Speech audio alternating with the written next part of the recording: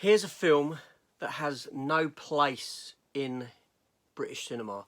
Here's a film that if I worked for the BBFC, I would argue needed to be banned.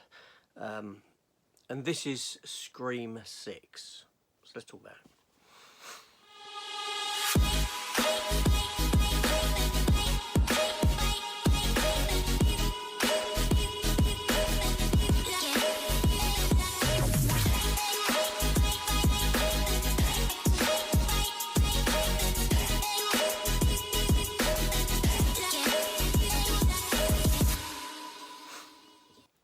So welcome back to the channel, everyone. Welcome to my review for Scream 6. Now, yes, I sat down last night. I watched Scream 6. The wife likes these films. Now, my history with this franchise, I saw Screams 1, 2 and 3 back in the day. Ironically, the only one that I have on physical media is Scream 4, which I picked up cheap, and I've never watched it. Last year, I watched Scream 5. I reviewed it. I got through it only because the wife wanted to finish watching it. I was going to switch it off. And that brings us now to Scream 6. So, yeah, I went in with a lot of apprehension. I wasn't interested anyway. These films do not interest me, I will say that. But I was shocked by what I saw. I couldn't believe what I was watching. So this film here, obviously it came out not too long ago. Rated 18, runtime 2 hours and 2 minutes. The film has two directors attached, Matt Bettinelli-Olpin and Tyler Gillette. I don't know. Written by James Vanderbilt and Guy Busick. Again, I don't know if these people have worked on previous Scream films. I don't really much care. I didn't really want to look into it. The film sees the return of Courtney Cox as Gail Weathers, Melissa Barrera as Sam Carpenter. I believe she was in the last one. Jenna Ortega stars as Tara Carpenter, her sister. Dermot Mulroney has a major role, and Hayden Panettiere, I think that's how you pronounce her name, former Heroes star, and she was in one of the earlier ones apparently, comes back to proceedings as well. So this film here sees the survivors of the last movie. They've moved to New York, away from Woodsboro, to get away from stuff and all this sort of a thing, and Ghostface killings start all over again, and we're pretty much given the same as what the other films are. I won't go into the plot details or anything like that. There's really no point, but basically people get stabbed, people get killed, twist and turn as to who it is, and all this sort of stuff till the big reveal, etc. But the film opens with Tamara Weaving as your initial, here's a famous face, we're going to kill her off kind of thing. In those scenes, I just felt, wow, this is badly written. This is badly written. She's in this restaurant waiting for a date. It's relevant what she is and all this sort of thing. But she gets a phone call from a geezer saying, "Oh, I'm running late." She's never met him. It's all like one of them dating app type of things. Never spoke to him. He's going, "I'm lost. Blah blah blah. I'm a block over. What's the colour of the front of the restaurant?" She steps outside. He says, "Oh, I'm not even there. I'm at the end of an alley. Is there an alley nearby?" "Yeah, there's an alley nearby." So I'll go and stand at the end of it.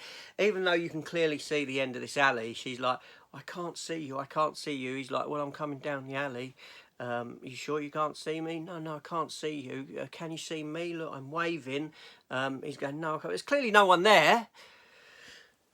She's wearing a bright yellow outfit. She's like, "Wait, no, I'm the one in yellow." Anyway, she ventures into the alleyway, and she gets a phone call while halfway down. The old Ghostface voice. At which point, she could have turned and run out. But no, she decides to stand there until she gets stabbed. Anyway, this film here, yes, it goes through the same old motions as all the others. Of course it does. So I'm not going to get into that. It bored me. 2 hours and 2 minutes of sheer boredom here for me. But I want to talk about the biggest offending problem with this film. And the film, I don't see how this has got a place in today's society here in the UK. Yes, in America you have a lot of gun crime and this sort of thing. We don't have that here in the UK. We have a lot of knife crime. We do. And it's a real world thing, People are getting killed daily. Down here in London, it's happening all the time. One stab and you're dead. No, this film treats stabbing like it's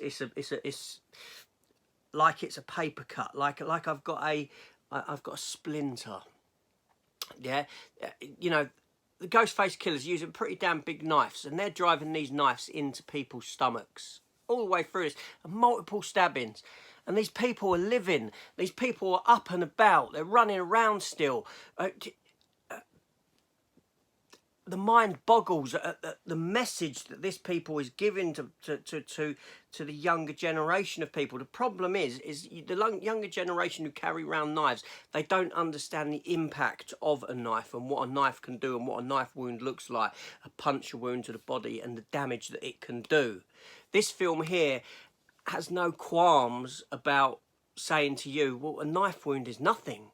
There's this girl in this film that gets stabbed in the stomach. She's lifted up off the ground and the knife is run up, almost like she's being drawn. Yet she's still running around. She's still running around. Some of the main characters you think have been killed, but they all survive. There's probably about half a dozen people in this film that get severe knife wounds and they survive. General Ortega, towards the end, she gets stabbed through the stomach, and at the end of the film she's just sat there like like, you know, sat on a step talking to her sister like nothing's wrong. Shock doesn't come into blood loss, doesn't lead to shock. Shock doesn't lead to death. The only compelling part of this film, the only scene I take my hat off to where there was a bit of tension and I thought was well done, was on the underground train. That was it. I thought, okay, now this has piqued my interest. This is a well done, a well crafted, a well carried out scene.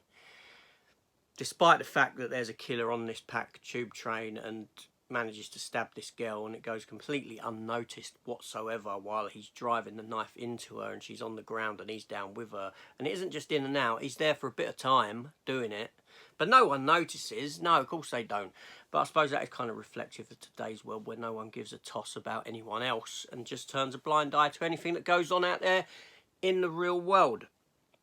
But I was shocked at the messaging of this film and the fact that, you know, everyone in it, everyone. Gail Weathers, you know, spoiler alert, she gets stabbed.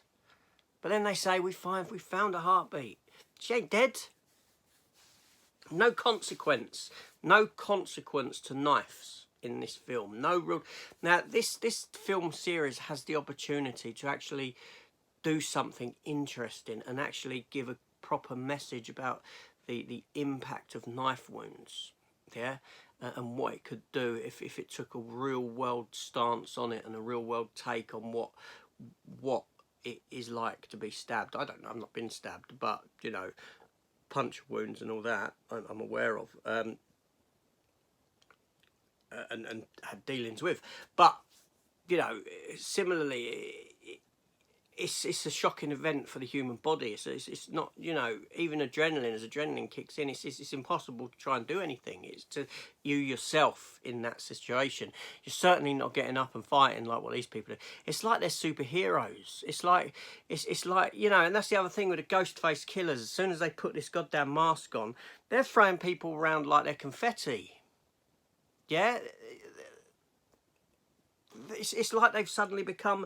They've got superpowers of strength and all this sort of a thing. This is an abysmal film. This is a film that I don't...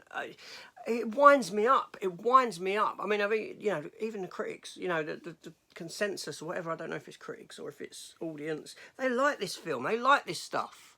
What does that say about us as a society? What does it say? It says a considerable amount. This is it's shocking. It's shocking. This film takes no consequence for its actions. The messaging on knife and what knives can do just isn't there. And I think that's a missed opportunity for a film series like this, considering the world that we live in today. And certainly a film that I would have said, hold on a minute, well, I'm not allowing this out in the UK. I'm not putting this out in UK cinemas. With the knife crime that's out there and the messaging that this is giving to young individuals, that knives do nothing to you, have no impact on the human body unless the script demands it. It's ridiculous, seriously. The amount of people, more people get stabbed in this film and live than get stabbed and die. And I'm talking I'm not talking about slash, I'm talking about stabbed, deep, Driven In.